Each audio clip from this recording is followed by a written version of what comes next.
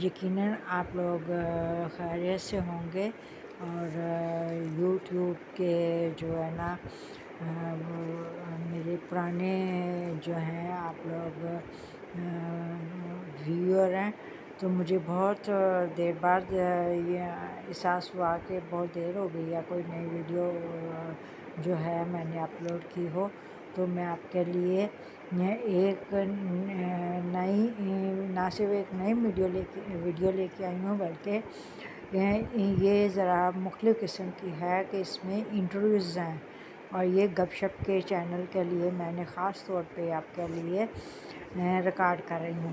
اور یہ جو ویڈیو ہے یہ ایک بہت مشہور شاعرہ ہیں یاسمین حمید۔ شاید آج کی نسل کو ان کا نہ پتہ ہو، لیکن پہلے کے جو ہم لوگوں ان سے اچھی طرح واقف ہیں۔ یہ ٹی وی پہ میزبانی کے فرائض بھی انجام دیتی رہی ہیں، اچھی شاعری کرتی ہیں، اور بہت ہی جو ہے نا دھیمے لہجے کی شاعرہ بھی ہیں، اور دھیمے لہجے میں بات بھی کرتی ہیں۔ آئیے ان سے انٹرویو شروع کرتے ہیں۔ پہلے ان کا مختصر سا تعارف دے دیتے ہیں۔ تو کہتے ہیں کہ شاعری صنف نازک کے ذکر کے بغیر ادھوری ہے۔ صنف نازک کی خوبصورتی کا ذکر ہو یا اس کی خوبصورت اداؤں کا، ہماری شاعری صنف نازک کے ارد گرد ہی گردش کرتی دکھائی دیتی ہے۔ لیکن اگر یہی صنف نازک خود شاعری کرنے لگے تو اس کا موضوع فن کیا ہوگا؟ یہ جاننے کے لیے تو کسی خاتون شاعرہ سے گفتگو ضروری ہے۔ چنانچہ یاسمین حمید، جو شاعرہ کی حیثیت سے ایک نام و مقام رکھتی ہیں، سے گفتگو کی گئی۔ یاسمین حمید نے MSc نیوٹریشن کر رکھی ہے۔ اب تک ان کے 4 شعری مجموعے منظر عام پر آ چکے ہیں۔ یاسمین حمید دھیمے لہجے میں گفتگو کرتی ہیں۔ ان کے گھر میں داخل ہوئے تو شاعرانہ اور خوابناک سا ماحول دیکھنے کو ملا۔ سادگی سے سجے گھر میں ان کے سلیقے اور ذوق کا ہاتھ دکھائی دیتا ہے۔ یاسمین حمید سے جو گفتگو ہوئی وہ قارئین کی دن کی نظر ہے۔ آج کل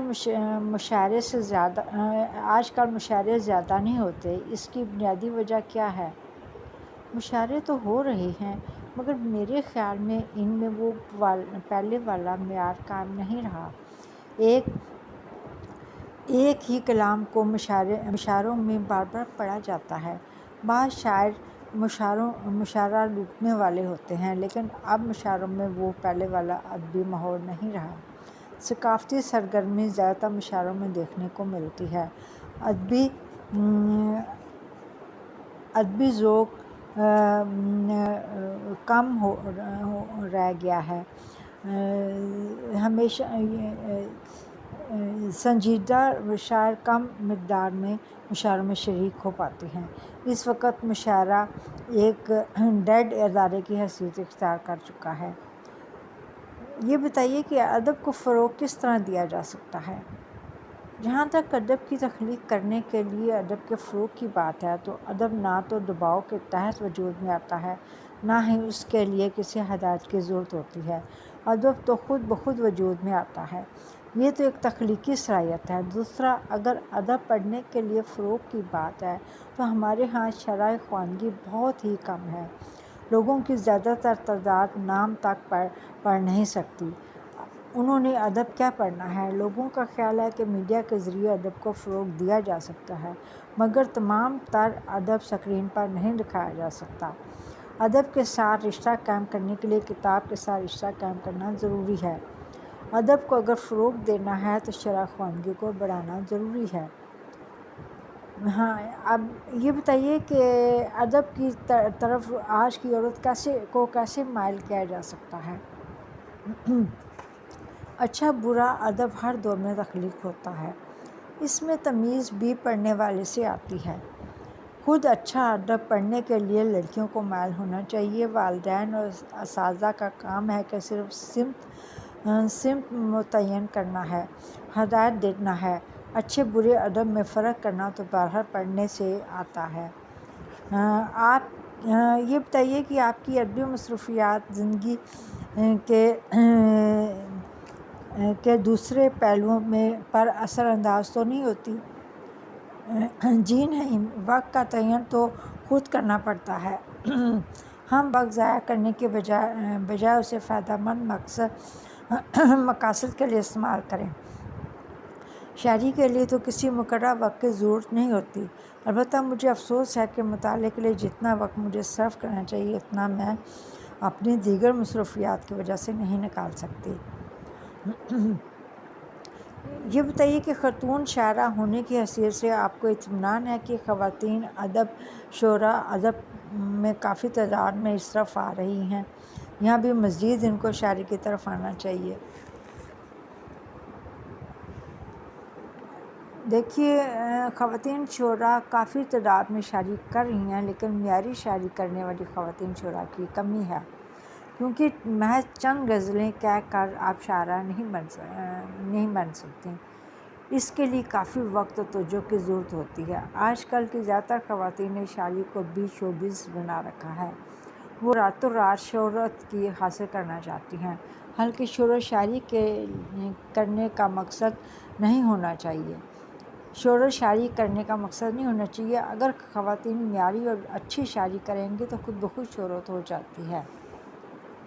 خواتین کو چاہیے کہ پہلے شاعری کے معیار کو ملحوظ خاطر رکھیں۔ یاسمین حمید صاحبہ، مجھے یہ بتائیے کہ خواتین کو کیا مشورہ دیں گی کہ انہیں ادب کی طرف آنا چاہیے یا نہیں؟ جس کو ادب کی طرف آنا ہے وہ خود بخود آئے گا، کسی کے کہنے سے کوئی ادب کی طرف نہیں آتا، کیونکہ جو مزاجاً ادیب ہوگا، جس کو ادب سے محبت ہوگی، وہی ادب کو اپنائے گا۔ میرا صرف خواتین کو یہ مشورہ ہے کہ اگر انہیں شاعری کرنی ہے تو ادب کی طرف آنا ہے تو سنجیدگی کو شو بزنس سے ممیز کریں۔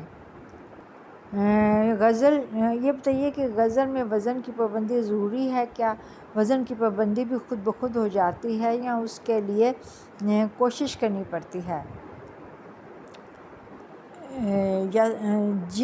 جی میں آپ سے یہ کہنا ہے کہ وزن کی پابندی تو شاعری کے لیے ناگزیر ہے۔ غزل اور آزاد نظم میں وزن کی پابندی ہوتی ہے، جبکہ جدید اصطلاحی نثری نظم میں وزن کی پابندی نہیں ہوتی۔ لیکن جہاں تک یہ کہا جاتا ہے کہ وزن کی پابندی خیال کے ساتھ خود بخود آ جاتی ہے تو غلط ہے۔ میرے خیال میں مطالعہ مینا دونوں ہی شاعری کو پروان چڑھانے میں مدد دیتے ہیں۔ طبیعت میں موازنیت تو قدرتی طور پر ہوتی ہے، مطالعہ اسے مزید بہتر کرتا ہے۔ میرے خیال میں جو کہا جاتا ہے کہ شاعری آمد ہے تو میں اس سے اتفاق نہیں کرتی، کیونکہ شاعری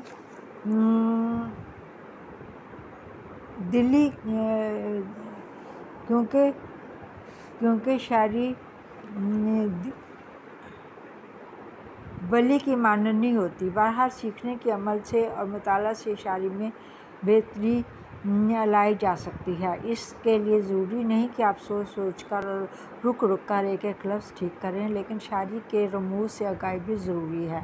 سیکھنے کا عمل ہمیشہ ساتھ ساتھ رہتا ہے۔